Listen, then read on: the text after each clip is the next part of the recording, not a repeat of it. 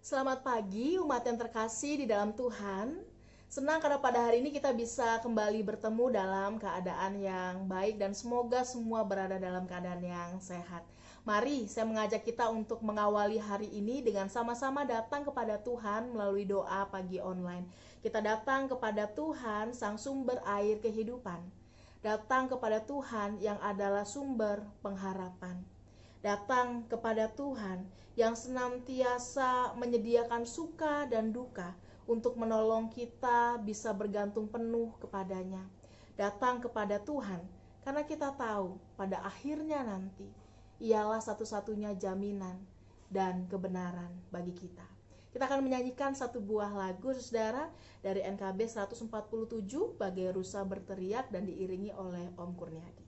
Ini lagu kesukaan saya, saudara.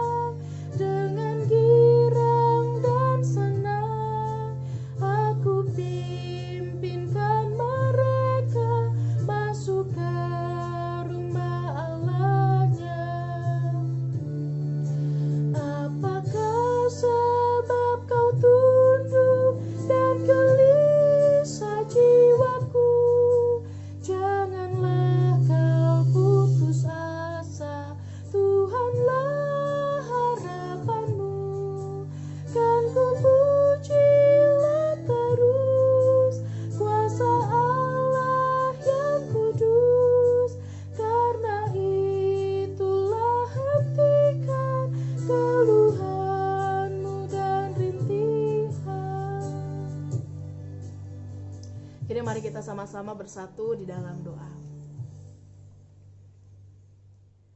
Ya Tuhan, kami mau membaca dan merenungkan firman-Mu. Kami berdoa biarlah Tuhan menolong kami sehingga firman Tuhan boleh sungguh mengingatkan kami tentang bagaimana kami harus menjalani kehidupan.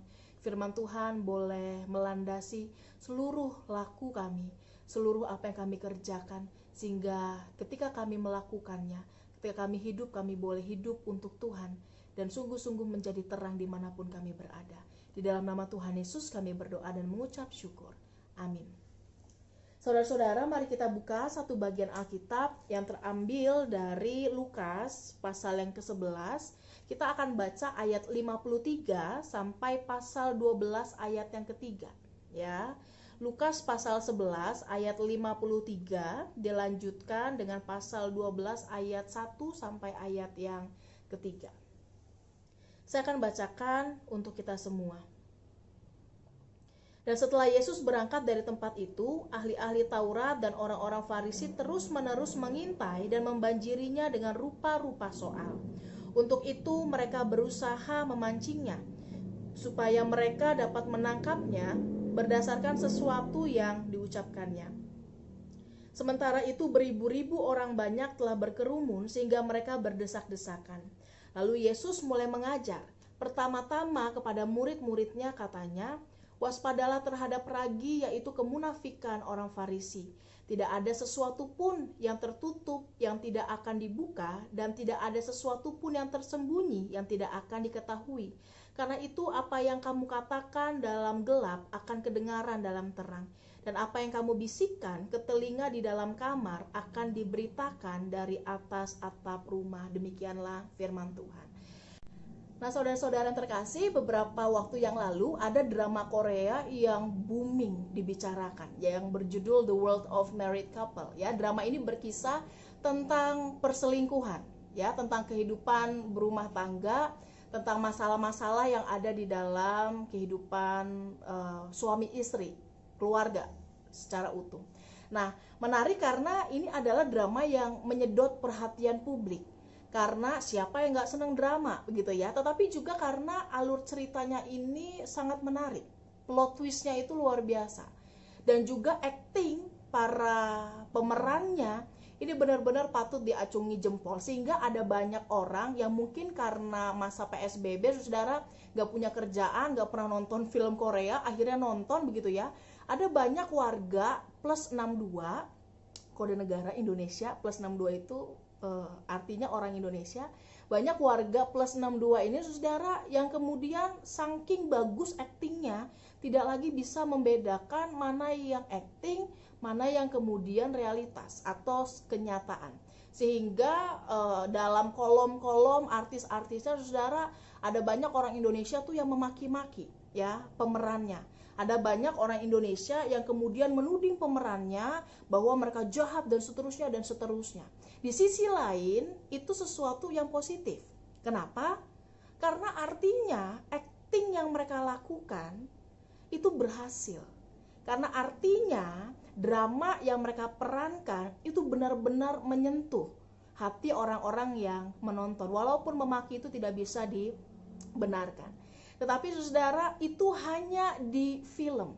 Kalau salah satu komika, atau istilahnya sekarang apa ya, komika itu orang yang melawak gitu saudara, yang seringkali menyindir menggunakan lawakan, mengatakan begini, lah mereka aktingnya pura-pura, kenapa situ, maksudnya yang komen, bodohnya beneran. Karena berpikir si aktor atau aktris ini jahatnya luar biasa, sampai anak yang ikut jadi pemerannya, saudara, anak kecil yang jadi anak dari hasil perselingkuhan itu sampai dimaki-maki padahal usianya masih 4 tahun. Ya, itu kenyataan. Ya, kalau kita menjumpai hal itu di dalam drama, ketika seseorang benar-benar berakting atau menjiwai perannya menjadi sesuatu yang lain dari dirinya, maka itu bisa menjadi menyenangkan, saudara. Tetapi kalau kita menjumpai hal itu dalam kehidupan nyata, maka itu bisa saja berbeda arti. Kalau dia berperan menjadi orang lain karena acting, itu karena memang pekerjaannya. Tetapi kalau kita menjumpai dalam kenyataan, ada orang-orang yang berperan seperti orang lain dan menutupi siapa dirinya, tidak menjadi dirinya sendiri, itu menjadi sesuatu yang mungkin tidak semenyenangkan ketika kita menonton di dalam drama-drama yang ada. Saudara, Yesus menegur secara khusus orang-orang yang demikian. Ya, bukan artis yang ditegur, saudara, tapi yang ditegur itu adalah orang-orang yang dikatakan munafik. Hati-hati, di sini Yesus katakan terhadap ragi, yaitu kemunafikan orang Farisi. Nasihat ini menjadi penting, saudara, dan pertama-tama kemudian itu diberikan secara khusus kepada murid-muridnya. Kenapa diberikan secara khusus pertama-tama kepada murid-muridnya? Karena murid-murid itu ada di dalam lingkaran terdekat Yesus.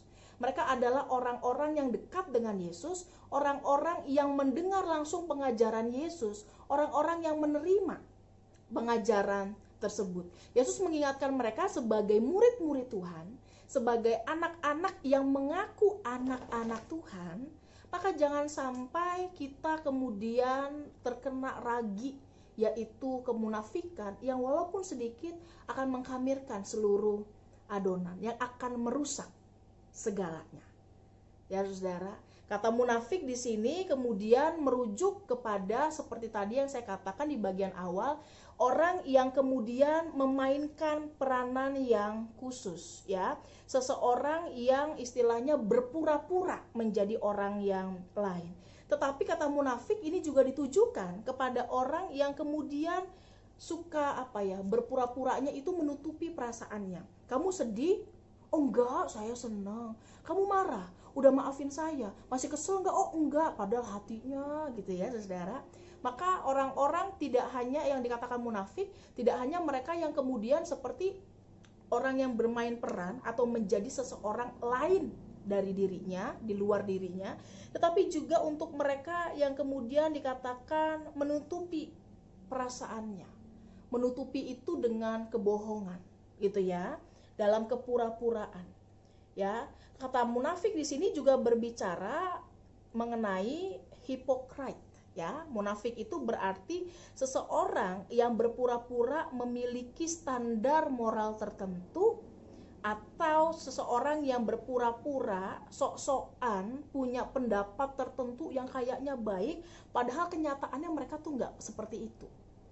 Rasanya kelihatannya sok rohani, tapi sebenarnya nggak rohani.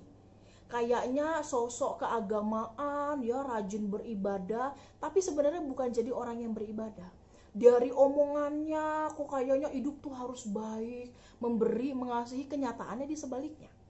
Ya, kita harus memaafkan dan seterusnya, mengasihi, tapi anaknya sendiri dipukulin.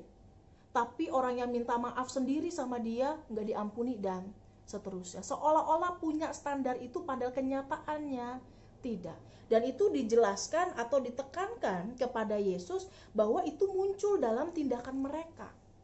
Ya, yang dinampakkan di dalam keseharian. Makanya kalau kita baca, saudara, pasal ini secara utuh, pasal 11 secara utuh mulai dari ayat 37, maka kita akan melihat apa yang menjadi teguran Yesus, ya, yang menjadikan bagian luarnya bersih, tapi bagian dalamnya bagaimana? Berisi dengan rampasan dan kejahatan. Ya, yang kemudian kayaknya melakukan hukum, tapi di satu sisi yang lain mengabaikan keadilan dan kasih Allah.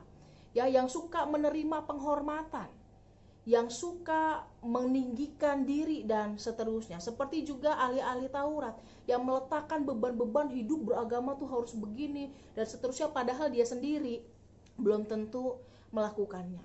Yang memegang pengetahuan, tetapi ketika orang mau datang menghalang-halangi dan seterusnya. Maka ini menjadi teguran yang menarik karena orang-orang yang mengikut Tuhan, para murid kita semua ini punya juga kecenderungan untuk seperti itu. Kenapa? Kita tahu apa yang baik, kita menjunjung apa yang kita imani, tapi seringkali itu hanya menjadi tampilan luar belaka dan tidak benar-benar yang menjadi kita kerjakan secara utuh. Oleh karena itu, luarnya beda, dalamnya beda. Luarnya ngapain, tapi dalamnya ngapain. Berpura-pura menjadi orang yang demikian, padahal aslinya tidak. Dan itu sangat berbahaya. Kalau aktor atau aktris yang berperan seperti itu, saudara, itu membanggakan. Tapi kalau anak-anak Tuhan yang seperti itu sebaliknya. Bukan prestasi yang membanggakan. Karena apa? Karena dia sedang menipu dirinya sendiri. Tidak hanya menipu dirinya sendiri, tetapi dia juga berusaha untuk menipu orang lain dan merasa dirinya bisa menipu Tuhan. Padahal ketika kita menampilkan sesuatu, tidak ada yang tertutupi dari mata Tuhan. Oleh karena itu di sini dikatakan, saudara, tidak ada sesuatu pun yang tertutup yang tidak akan dibuka. Tidak ada yang tersembunyi yang tidak akan diketahui. Artinya semuanya tuh Tuhan tahu. Semua kebohongan kita, semua kejahatan kita, apa yang tersimpan di dalam diri kita, itu semuanya Tuhan lihat. Semuanya Tuhan tahu. Karena itu apa yang dikatakan dalam gelap akan kedengaran dalam terang, dan apa yang kita bisikan akan disampaikan. Karena itu sesuatu yang di sisi lain, saudara, akan dirasakan juga oleh orang lain. Saya pernah bilang dalam sebuah renungan bahwa kehadiran seseorang itu tidak hanya dirasakan dalam perbuatannya saja, betul ya, tetapi juga di dalam ketulusan akan kehadiran orang tersebut. Oleh karena itu sebenarnya teguran ini benar-benar menampar orang-orang Farisi dan ahli-ahli Taurat yang saat itu hidup dengan tidak berkenan kepada Tuhan. Maka jelas di ayat 53 Saudara, saking mereka kesel ditegur, maka mereka mengintai Yesus ya. Mereka menyimpan dendam, menyimpan iri hati, sentimen, dan berusaha melawan Yesus, memancing Yesus dengan banyak pertanyaan supaya mereka bisa menangkap kesalahan dari ucapan Yesus. Dan itu yang akan mereka perkarakan.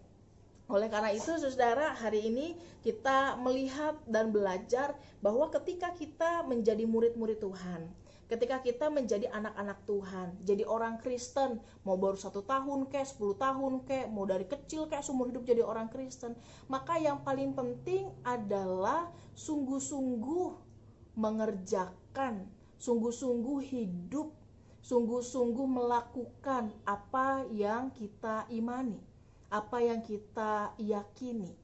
Tidak hanya berkata-kata untuk dilihat, tidak hanya berbuat seolah-olah, tetapi memang benar-benar menunjukkan itu, bahwa saya adalah orang yang demikian. Ketika kalau misalnya ada pertanyaan begini Saudara, kalau saya menunjukkan diri saya sendiri gitu ya, tidak berpura-pura, tapi kemudian orang lain gak suka, gimana? Pertama, kita bukan hidup untuk menyenangkan orang lain.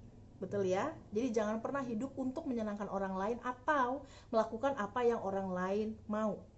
Tetapi yang kedua, kebersamaan bersama dengan orang lain itu bisa mempertajam diri kita, ya.